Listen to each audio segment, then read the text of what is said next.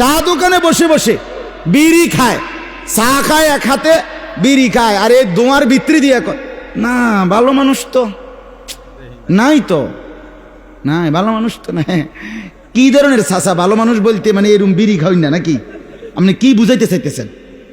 আপনি কোন ক্লিয়ার করে ভালো মানুষদের নাই, আমিও মানলাম, কিন্তু কোন ধরনের? মানে এই যে আরে এই যে আমার মতো আল্লাহর রহমতে বিড়ি খায়, বন খায়, চা খায়, টেলিভিশন চায়, এরকম ভালো মানুষ তো সমাজে দেখতেছি না। কই না, আরো তো লগে বহুত লোক বইয়ে রয়েছে, আপনি দেখেন না কই? আর যদি বলেন না এরম না, কথা বোঝেন না, এগরে বুঝাই নাই আমি, তো কারে বুঝাইছেন হেডা কোন? বলে তো আল্লাহকে মানে যারা, সেজদা দেয় যারা, হালাল খায় যারা, আল্লাহর ইবাদত করে যারা, আল্লাহর হুকুম মানে যারা, এরকম ভালো মানুষ নাই।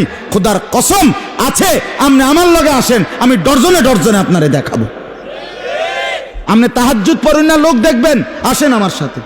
আপনি হালাল 1 টাকা জীবনে হারাম খায় না এমন লোক দেখবেন, আমার কাছে আসেন, আমি দেখাই।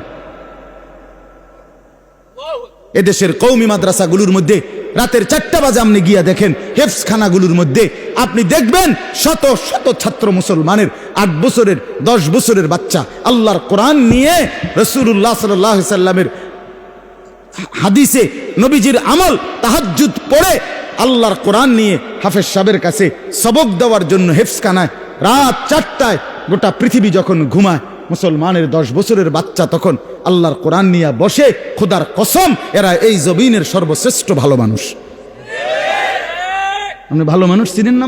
মানে ভালো মানুষ হেনে না গিয়ে চাইবেন? আপনি ভালো মানুষ তো সাহাদোয়ানে বইয়া, বন্দোয়ানে বইয়া, অটোত বইয়া, সিনজিত বইয়া, আপনি মেলের মধ্যে, বিয়ার দাওয়াতের মধ্যে এনে গিয়ে হাবড়া কয় ভালো মানুষ নেই। ভালো মানুষ থাকবে না কেন? ভালো মানুষ আছে বলেই সূর্য ওঠে, চাঁদ ওঠে। খোদার কসম আসমান এখনো জাগাত আছে ভালো মানুষের কারণে, জমিন এখনো এভাবে আছে ভালো মানুষের কারণে। সিটার বাটফারের লাগিয়া, সুদখোর, ঘুষখোর, বাটপার, এই নারী লোভী, জিনা ব্যভিচারকারী, উলঙ্গ ছবি দেখে যেসব যুবক, মুসলমানের এই নাফরমান সন্তান, বেহায়া বেপর্দা হাঁটে চলে যে সমস্ত নারী, এই সমস্ত অসভ্যদের কারণে সূর্য ওঠে না। সূর্য ওঠে আল্লাহর কোরআন পড়ে সেজদা করে যারা, তাদের কারণে। বেটা আরে তোরা যারা নামাজ পড়স না ছেলে, তোদের কারণে রিজিক মেলে না। আমাদের বরকতে, আমাদের বাচ্চাদের বরকতে, আল্লাহর কোরআন পড়ে যারা, তাদের বরকতে তোরা ভাত খাস। বেটা এটা মনে রাখো বেটা। হ্যাঁ, এই আল্লাহর কোরআন পড়ে যারা, সেজদা করে যারা, 5 ওয়াক্ত নামাজের সেজদা যাদের কপালে আছে, তাদের জন্য সূর্য ওঠে। হ্যাঁ, আপন মা বাপ বেঁচে থাইকা এত বড় 16 বছরের ছেলে মিয়া 1 ওয়াক্ত নামাজ পড়ে না। আমনের বাপের জন্ম বৃথা, আমনের ফুতের জন্ম বৃথা।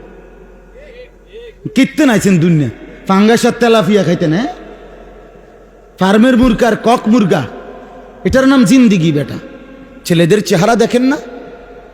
আপনাদের সন্তান না এগুলো? এগুলো রংপুরের ফোলাফাইন, কথা বলেন না কেন? এগুলো নর্থ বেঙ্গল থেকে আইছে ছেলে পেলে। তে এখানে যে সমস্ত বেনামাজি, এই অপদার্থ, এই অসভ্য, আজকের দিনে যে 1 ওয়াক্ত নামাজ পড়ে নাই, এতক্ষণ যাবত এই চতুর্দিকে যে সমস্ত ছেলে মোবাইলে ছবি, নাচ, গান দেখলো, এই অসভ্য কেমনে মুসলমানের ঘরে গিয়ে এখন ঘুমাবে? তার বাপ কই? তার মা কোথায়? কথা বলেন না কেন? তার বাপ কোথায়? আমনে বাপ মরে গেছেন, আমনে মা মরে গেছেন, আমনে আইছেন হুদা দুনিয়াত ভাত খাইতেন আর ভাত খাবাইতেন। আমার বাপ থাকলে ঠিকই, আমার বাপরে আমি জীবনে একদিন বলছিলাম, একবার, আব্বা আমি এই মাদ্রাসায় পড়তাম না, আমার আরেকটা মাদ্রাসায় ভর্তি করান। একটা কারণে বলছিলাম, আমার আব্বা বলছিল, ফুত পরের বেলা ভাতের লোকমা আমার ঘরে ধরো না। খোদার কসম 1 লোকমা ভাত খাইবে না। হ্যাঁ, বলছে আমি যেই মাদ্রাসায় পড়তে দিছি এখানে পড়বা, নাহলে যাও বাইরো, তোমার ভাত তুমি খাও। এমন বাবার সন্তান, বাবার কঠোর শাসন ছাড়া সন্তান মানুষ হবে কিভাবে? কথা কন না কেন? ছেড়ে দিছে ফুলাইনেরে।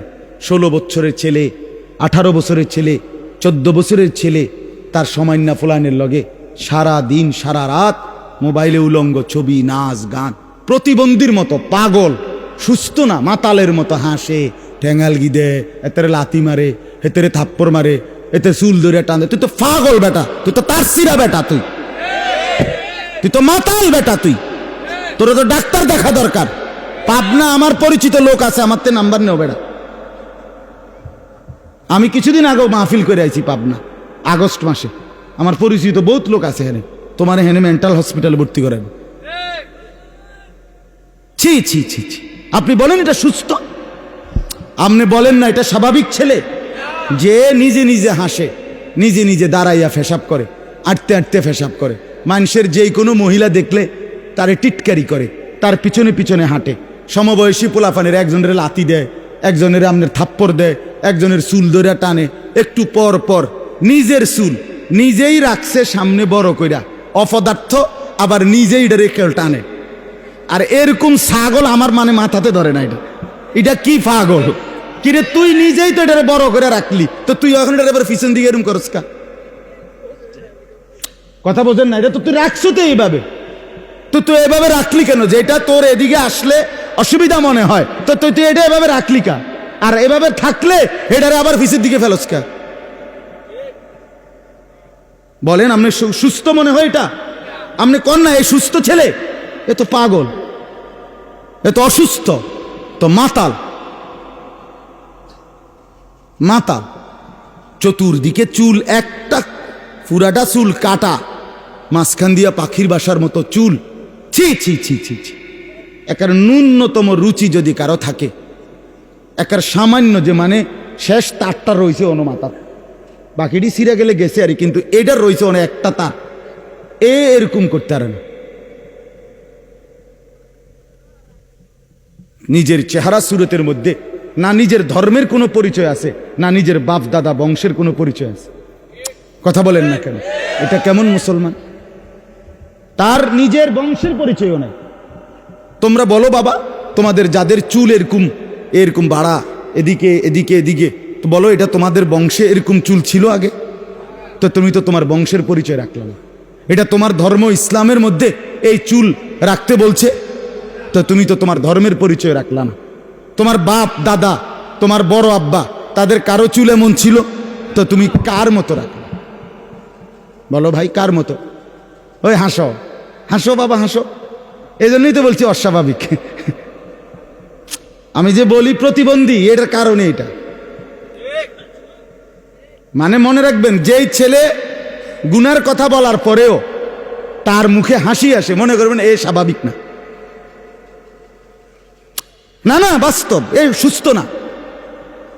গুনাহ করতে করতে তার দিল, কলিজা একদম বন্ধ হইয়া, অন্ধকার হইয়া, দিল আটকাইয়া, এটার উপরে একেবারে টাইলস লাগাই লাইছে সোজা, এটার এক ফোঁটা জায়গা নেই। হ্যাঁ, এই হলো আমাদের ছেলেদের হাল। আপনি হাজার বলবেন, শত শতবার বলার পরেও সে বুঝতেই চায়। অথচ আজকে ইয়াহুদিরা, ইসরায়েলের বেঈমানরা, এই বেঈমানদেরই এই কাটিং চুল। আমার সন্তানেরা, আমাদের ছেলেরা, ছেলে মুসলমানের রং ঢং, চলাফেরা, কাটিং সব বেঈমানের। আহা, ফুত আমার নিয়ে গেল কাফেরে, নিয়ে গেল ইয়াহুদিয়ে, নিয়ে গেল খ্রিস্টান। আহ, এর চাইতে বড় দুঃখ আর কি হইতে পারে বাবা? তোমার বাবা মুসলমান, মা মুসলমান, তুমি দুধ খাইছো মুসলমান মার দুধ, তোমার রক্তে মুসলমান। নবীজির এক মহিলা সাহাবী, ওনার ছেলেকে, রাসূলুল্লাহর সাহাবী, ছেলেটাও সাহাবী, 16 বছর বয়সী, ওনাকে কাফের বেঈমান ধরে একটা একটা শরীর টুকরা টুকরা করছে, হাত পাও কাইটা টুকরা টুকরা করে পিস পিস করে ছুঁড়ে ফেলে দিছে। ওনাকে এইভাবে মারছে, শহীদ করছে। শেষ পর্যন্ত, মৃত্যুর আগ মুহূর্ত পর্যন্ত, যতক্ষণ মুখ দিয়া কথা বলতে পারছে, উনি শুধু বলছে যে মুহাম্মদ আল্লাহর রসুল, নবীজির কথা বলে গেছে। ওই মার কাছে মদিনায় এই খবর আসছে, মা তোমার সন্তানকে কাফের কাইটা টুকরা টুকরা কইরা একেবারে বুটি বুটি গোস্তের টুকরার মতো বানায় লাইছে, বানাইয়া ছুঁড়ে ফেলে দিছে। কিন্তু তোমার সন্তান একবারও নবীকে বলে নাই। খোদার কসম আমরা নিজে হাদিসে পড়ছি। উম্মে আম্মারা ওই মহিলার নাম, ছেলেটার নাম হলো হাবিব ইবনে জায়েদ রাদিয়াল্লাহু তাআলা আনহু। মা তখন চিৎকার দিয়া বলছে, লিহাদাল ইয়াউমে আরদাতুহু, আল্লাহর কসম এই দিনের জন্যই আমি আমার সন্তানকে বুকের দুধ খাওয়াইছি। আমার সন্তান আমার দুধের হক আদায় করছে। ছেলেরা, তোমাদেরকে বলি বাপ, তোমার মা তোমারে এই জন্তু জানোয়ারের মতো চুল রাখার জন্য দুধ খাওয়ায় না। কাফের আর বেঈমানের মতো চলার জন্য তোমারে মা 2 বছর কষ্ট করে দুধ খাওয়ায় না। সারা রাত উলঙ্গ ছবি আর নর্তকীর নাচ দেখার জন্য তোমারে মা কোলে পিঠে করে মানুষ করে নাই। আমার একটা 2 বছরের মেয়ে বাচ্চা আছে, 2 বছর বয়সী ছোট। আমার সেই মেয়েটাকে তো আমি দেখি রাতের, বিশ্বাস করেন, রাতের যদি 3টাও বাজে 2টাও বাজে, আমার ড্রাইভাররে জিজ্ঞাসা করেন, যত রাতেই হোক আমি না যাওয়া পর্যন্ত আমার এই বাচ্চা ঘুমায় না। তো এইভাবেই তো বাচ্চারে বুকে নিয়ে অনেকক্ষণ আদর করে তো আমি আমার সাথে ঘুমা। তাহলে এইভাবে তো প্রতিটা বাপ মা ছোট বাচ্চাটাকে কত শত চুমা দিছে। কন আমনের ছেলেটারে ছোটবেলায় কত লক্ষ চুমা দিছেন, কতবার জড়াইয়া ধরছেন, কত আদর করে তারে মানুষ করছে। আজকে কাফের বেঈমান, তুমি তার মতো সাজবা, তার মতো চলবা ফিরবা। মার মর্যাদা, বাবার মর্যাদা, বংশের মর্যাদা, তোমার ধর্মের মর্যাদা, তোমার কোরআনের মর্যাদা, তোমার ইসলামের মর্যাদা, তোমার নবীর মর্যাদা কিচ্ছু তোমার কাছে থাকবে না যুবক। আহা, তুমি নারীর কাছে জীবন উৎসর্গ করে দিলা, এই ছবি দেখতে গিয়ে জীবন শেষ করে দিলা, নর্তকী আর উলঙ্গ নাচ দেখে জীবন উৎসর্গ করে দিলা। আহা, তোমারে বুঝি এর জন্য বানাইছে? এটা কেমন কথা ও বাপ? আপনারা আপনাদের ছেলেদেরকে ফিরান বাপ।